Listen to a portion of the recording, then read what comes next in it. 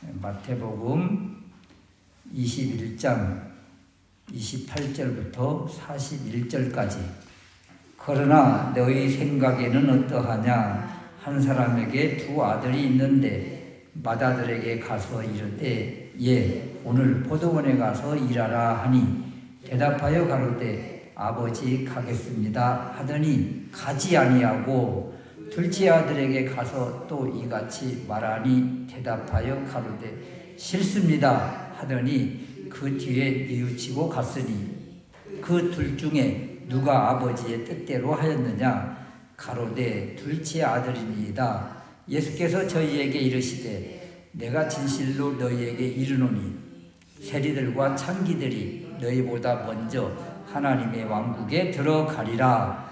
요한이 의의 도로 너희에게 왔거늘 너희는 저를 믿지 아니하였으되 세리와 창기는 믿었으며 너희는 이것을 보고도 끝내 뉘우쳐 믿지 아니하였도다.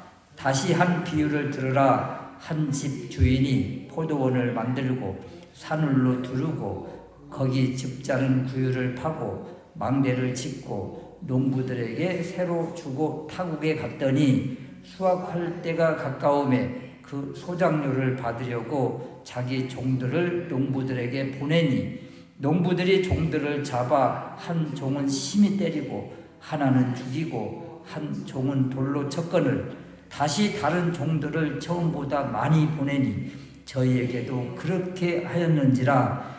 뒤에 자기 아들을 보내며 가로되 저희가 내 아들은 공경하리라 하였더니 농부들이 그 아들을 보고 서로 말하되 이는 상속자니 자 죽이고 그의 유업을 차지하자 하고 이에 잡아 포도원 밖에 내쫓아 죽였느니라. 그러면 포도원 주인이 올 때에 이 농부들을 어떻게 하겠느냐? 저희가 말하되 이 악한 자들을 진멸하고 포도원은 제때에 수확한 것을 바칠 만한 다른 농부들에게 새로 줄지니이다. 아멘. 오늘 말씀을 통해서 두 아들과 포도원 농부의 비유라는 제목으로 말씀을 드리려고 합니다. 예루살렘에 입성하실 때 우리 주님이 나귀와 그 나귀 새끼를 끌고 오라고 제자들에게 이렇게 지침을 주시는 모습을 볼 때 미리 그 모든 것들을 알고 계셨잖아요. 그래서 이런 모습이 바로 우리 주님의 신성, 그 신적 능력을 또 신적 권위를 가지신 분이시다. 이렇게 말씀을 나눈 적이 있습니다. 또 성전에 들어가셔서 예루살렘 성전에 들어가셔서 강도의 소굴로 만든 그 사람들을 막 내쫓고 상을 엎으시는 그 거룩한 분노의 모습에 아무도 대항하지 못하고 말리지 못했다. 왜 그랬을까요? 예수님의 그 권위 앞에 누가 함부로 나설 수가 없는 거예요. 그래서 예수님의 신성, 예수님의 권위, 또 예수님의 능력 이런 모습을 가지시고 예루살렘에서 지금 하나님의 자녀로서 아들로서의 그 일을 하고 계시는 것입니다. 그런데 이러한 모습을 보고 있는 대제사장들과 서기관들 이들은 어떻게 반응을 하고 있는가? 15절 말씀에 보면 이 모습을 대제사장들과 서기관들이 보고 이상하게 여기고 분하게 여깁니다. 여러분 지금 하나님의 놀라운 권위와 신적 능력을 가지고 이런 일을 하시면 또 성경에서 예언되어진 이러한 일들을 우리 주님이 하시는 모습을 바라보면 이야 저분이 진짜 하나님이 보내신 메시아이신가? 이렇게 한 번 더 뒤돌아보고 한 번 더 생각해보고 또 기도해보고 그래야 될 터인데 안타깝게도 이들은 이런 거룩한 분노를 일으키시는 예수님을 향해서 어떻게든 함정에 빠뜨려서 또 올무에 걸리게 하고 그리고 십자가에 이렇게 내모는 그런 악한 모습으로 계속 나오더라는 거예요. 그래서 이런 모습 속에서 우리 주님께서 이 두 비유, 또 이제 22장까지 가면 세 비유를 통해서 그 시대적인 사람들, 종교 기득권자들, 또 잘못 알고 있는 이들을 향해서 통렬하게 비난을 하시고, 그리고 오늘날 우리에게는 또 그들과 같은 신앙의 모습은 있지 않는지 이렇게 돌이켜보는 그런 시간이 되게 하라는 것입니다. 그래서 이 모습을 통해서 하나님의 뜻을 다시 한번 깨닫고 또 우리 자신의 신앙을 한번 뒤돌아보자, 이런 것이죠. 첫 번째는 두 아들의 비유를 통해서 지금이라도 회개하고 지금이라도 돌이키라는 하나님의 그 사랑의 메시지다, 이런 거예요. 28절 말씀에 한 사람에게 두 아들이 있는데 그 맏아들에게 가서 오늘 포도원에 가서 일 좀 하려 그랬더니 아버지 가겠습니다. 그렇게 대답만 해놓고 가지 않는 거예요. 또 이제 둘째 아들에게 똑같이 오늘 포도원에 가서 일 좀 하렴 그랬더니 30절 말씀에 싫어요, 싫습니다. 그래 놓고는 또 내가 그러면 안 되지. 그래 놓고 포도원에 가서 일을 했어요. 그러면 이 두 아들 중에 누가 아버지의 뜻대로 행하였느냐, 이런 것입니다. 이 질문의 핵심이 무엇이에요? 누가 순종하는 아들인가, 이런 거예요. 먼저 가겠다고 해놓고 대답만 해놓고 가지 않는 사람. 저 힘들어요. 저 친구하고 약속 있어요. 그래서 못 간다고 해놓고 그래도 아버지가 가라고 했으니 하면서 뒤에 뉘우치고 가서 일한 아들. 누가 이 아버지의 뜻대로 순종한 사람인가? 누구예요? 앞에서 그냥 대답만 해놓고 안 간 아들이에요. 대답은 그냥 못 간다고 했지만 그래도 찔림을 받고 가서 일한 아들이 순종한 아들이에요. 둘째 아들이죠. 그래서 이 둘째 아들 또 첫째 아들, 이 모습 속에서 누구를 비유를 하는가? 이 첫째 아들 맏아들은 누군가 말로만 행동하고 말로만 믿겠다고 하고 말로만 하겠다고 하는 이들, 입만 살아서 입으로만 지시하는 사람들, 종교 지도자들이죠. 당시대 기득권 세력들이죠. 이들과 너무 닮았다. 말은 그럴듯하게 하지만 실제 행동은 하지 않는 사람들, 이런 사람들을 향해서 불순종하는 이들이다. 말은 그럴듯하게 잘하지만 무거운 짐은 지기 싫어하는구나, 그러면서 하나님의 책망을 받는 사람이다, 이런 거죠. 둘째 아들은 어때요? 31절 후반절 말씀에 보면 내가 진실로 너희에게 이르노니 세리들과 창기들이 너희보다 먼저 하나님 왕국에 들어가리라. 이 외적으로 드러나기는 세리와 창기들은 그 이방인 취급을 받고 멸시와 조롱을 받는 대상자들이잖아요. 그러니까 이들은 그냥 둘째 아들처럼 싫어요, 나 그렇게 안 살래요, 이렇게 해놓고 또 주님을 믿고 세례요한을 믿고 그런 모습이 이런 좀 둘째 아들의 모습이다. 이런 사람이 너희들보다, 종교 지도자들보다, 맏아들보다 먼저 하나님 나라에 들어가리라, 이런 말씀을 주시는 거예요. 그래서 이 메시지에서 우리에게 주시는 메시지는 다른 것 아닙니다.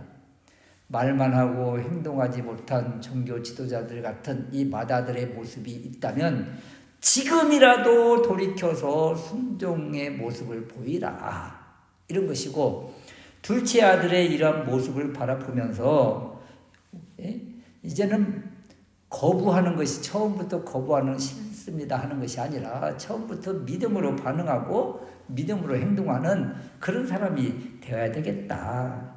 겉으로 무늬만 믿는 자가 되지 말고 행위와 헌신으로 진정성 있는 그리스도인이 되자. 이것을 우리에게 지금 주시는 것입니다.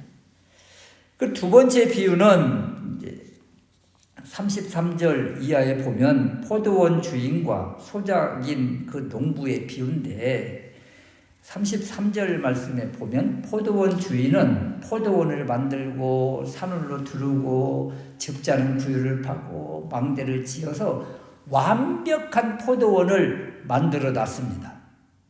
그리고 일이 있어서 이제 타국에 갈 일이 있어서 이제 떠나면서 그 몇 명의 농부들에게 이제 세를 주고 이제 떠났어요. 포도원 주인이 이렇게 완벽하게 만들어 놓은 이 포도밭에서 선택함을 받아서 소작농으로서 일하는 농부들은 큰 은혜를 받은 사람이에요. 큰 특권을 받은 사람이에요. 이 33절 말씀 보세요. 포도원을 만들었는데 산울로 두르고 거기 적잖은 구유를 파고 망대를 짓고 그리고 농부들에게 세를 줬다고 그러잖아요. 그러니까 완벽하게 만들어 놓은 이 포도원 이 일터를 이렇게 분할받은 일할 수 있도록 선택함을 받은 소작농들, 농부들 큰 은혜를 받았지요. 그리고 이제 이 포도원의 주인이 이제 소출할 때가 되어서 수확할 때가 되어서 이제 소작료를 받기 위해서 이제 종들을 이 농부들에게 보낸 거예요. 소작 농부들에게 보냈어요. 그러면 소작농들은 이 주인으로부터 큰 은혜를 받았으니까 이렇게 완벽하게 만들어 놓은 곳에서 일을 하니까 얼마나 일하기도 편하고 또 소출도 많이 얻고 얼마나 좋아요. 그러면 뭐 원래 계획된 약속한 소작료보다 더 그냥 듬뿍 풍성하게 이렇게 내는 것이 그냥 순리적인 것 같아요. 그런데 소작료를 받으러 온 주인이 보낸 종들을 막 때리고 거반 죽일 정도로 쳐서 보내는 거예요. 빈손으로 돌려보내는 거예요. 그래서 주인이 화가 나요? 화가 안 나요? 화가 나죠. 그럼에도 불구하고 꾹 참고 또 다른 종들을 또 보내봐요. 다른 종들을 더 많이 보내봅니다. 36절 말씀인데 다시 다른 종들을 처음보다 많이 보냈는데 어떻게 해요? 또 죽이고 돌로 치고 능욕해서 빈손으로 또 되돌려 보내는 거예요. 주인이 이제는 이것들이 그러면서도 37절 말씀에 자기 아들을 이제 보냅니다. 아이고 이것들이 내 아들은 그렇게 하지 않겠지. 내 아들은 공경하겠지. 그래서 아들을 보냈는데 어떻게 해요? 농부들이 38절에 농부들이 그 아들을 보고 서로 말하되 이는 상속자니 야, 이 아들만 죽으면 이거 이제 이 포도를 완전히 우리 것 차지할 수 있겠다. 이 상속자 죽으면 이제 우리 것 아니겠어? 그래서 38절 말씀에 이런 상속자니 자 죽이고 그의 유업을 차지하자. 이제는 소작료를 줄 생각은 이제 뭐 하지도 않고 이 포도원까지 이제 다 차지하려고 하는 그냥 욕심이 그냥 한이 없는 이런 모습을 보여줍니다. 그리고 39절 말씀에 이에 잡아 포도원 밖에 내쫓아 죽였다.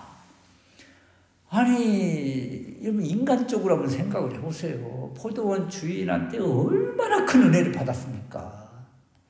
포도원 주인이 완벽하게 만들어 놓은 이 포도밭에서 선택을 받아서 일할 수 있는 특권을 받았어요. 그래서 일한 만큼 또 어느 정도의 삭을 주인에게 바치는 것이 마땅하죠. 그런데 주인이 소작료를 받기 위해서 보낸 종들을 죽이고 능욕하고 때리고 그리고 마지막에는 포도원 주인의 그 아들마저 죽여서 그 포도원까지 완전히 차지하려고 하는 이런 무지막지한 그런 욕심, 탐욕으로 가득 찬 이 사람들 이야기를 하고 있습니다. 그러면 여러분, 이 악한 농부들, 악한 소작농들 주인에게 어떤 심판을 받겠어요, 여러분? 이거 뭐 말할 수도 없죠. 이들을 41절 어떻게 하겠는가? 저희가 말하되 이 악한 자들을 진멸하고 마땅하죠. 심판받아 마땅하죠. 그리고 이 포도원은 제때에 수확한 것을 바칠 만한 다른 농부들에게, 다른 사람에게 이 소장을 시키겠다. 다른 농부들에게 새로 주겠다. 이런 말씀을 지금 주고 있습니다. 이 말씀이 무슨 의미인가, 무슨 뜻인가, 이런 거예요. 여기서 포도원이 뭐예요? 포도원이 일터 아닙니까? 일터. 이 포도원을 잘 만들어 놓은 주인은 누구예요? 하나님이시죠. 그럼 하나님이 만들어 놓은 일터에서 일하는 우리들은 마땅히 하나님께 감사함으로 나아가는 것 마땅하죠. 그런데 그것마저도 하지도 않고, 그리고 하나님이 보내신 이 아드님까지, 누구예요? 독생자 예수 그리스도 우리 주님 아닙니까? 우리 주님을 죽이기까지, 십자가에 죽이기까지. 그래서 이 39절 말씀에 포도원 밖에 내쫓아 죽였다. 이 모습이 바로 히브리서 13장 12절 말씀에 그러므로 예수도 자기 피로써 백성을 거룩하게 하려고 성문 밖에서, 영문 밖에서 고난을 받으셨느니라. 이 말씀과 똑같은 의미예요. 소작농들이 상속자를 죽이는 것처럼 우리 주 예수 그리스도를 십자가로 몰아가는 이들의 모습, 바로 대제사장들과 백성의 장로들, 그리고 바리새인과 서기관들, 당시의 종교 기득권자들이 예수 그리스도를 모함하고 능욕하고 결국은 십자가로 몰지 않았습니까? 바로 여기에 보면 포도원에서 이 선택한, 일할 수 있도록 선택함을 받은 소작농부들이 바로 이들인 거예요.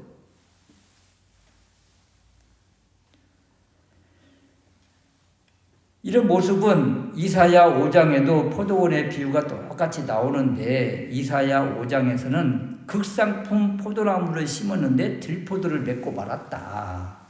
그래서 이사야 5장 5절에서는 그 울타리를 걷어 먹힘을 당하게 하며 그 담을 헐어 짓밟히게 할 것이다.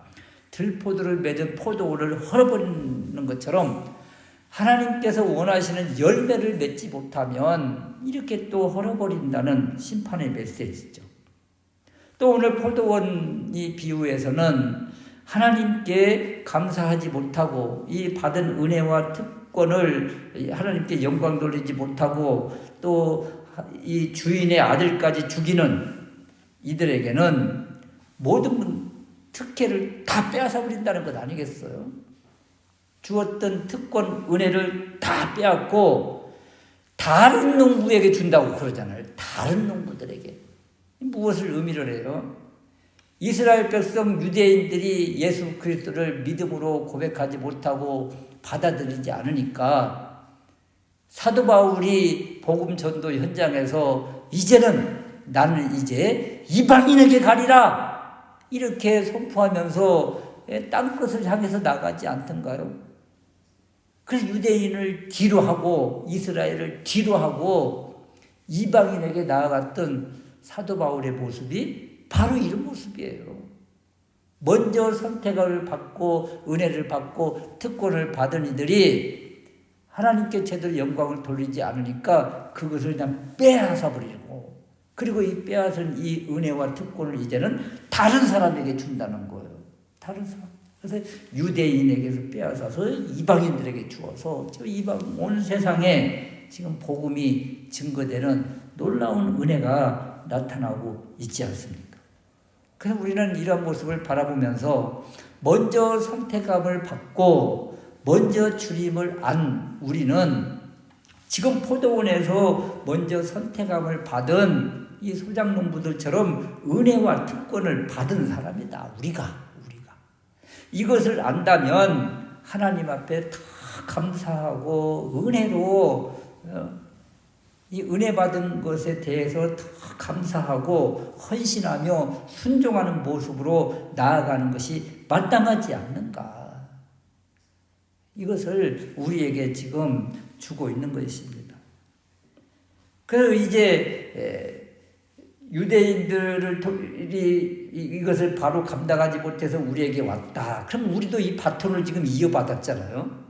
그럼 이 받은 바톤을 유대인처럼 그렇게 하면 안 되죠. 유대인처럼 뭐 당연한 것처럼 그렇게 생각하는 경우가 얼마나 많아요. 그래서 이 두 비유, 두 아들의 비유와 이 포도원에서의 소작농들의 비유, 이 두 비유를 통해서 하나님께 정말 우리는 어떤 모습으로 지금 보여지고 있는가, 우리의 삶의 모습이 어떠한가, 하나님 앞에서 그냥 대답은 잘하고 기도는 잘하고 말씀은 늘 묵상한다고 하면서 정말 삶의 모습이 순종하는 모습과 행함의 모습이 있는가. 또 소작농의 농부들처럼 은혜와 특권을 망각하고 그냥 모든 건 내 것인 양, 그냥 하나님 것도 내 것, 내 것도 내 것, 이렇게 탐욕을 부리면서 살고 있지는 않는가. 우리 자신의 신앙들을 다시 한번 점검해 보라는 거예요. 우리 위에서 십자가를 향해서 가신 주님을 바라보면서 바른 제자도의 사람은 이 주님 가신 길을 그대로 따라간다고 했는데 우리가 이 십자가의 사명, 어떤 사명이요? 말씀에 순종하는 사명, 그리고 받은 은혜에 감사하는 사명, 이런 사명들을 감당하고 있는가. 이것을 한번 돌이켜보면서 하나님 앞에 믿음으로 반응하는 우리가 될 수 있으시기를 주님의 이름으로 축원합니다. 아멘.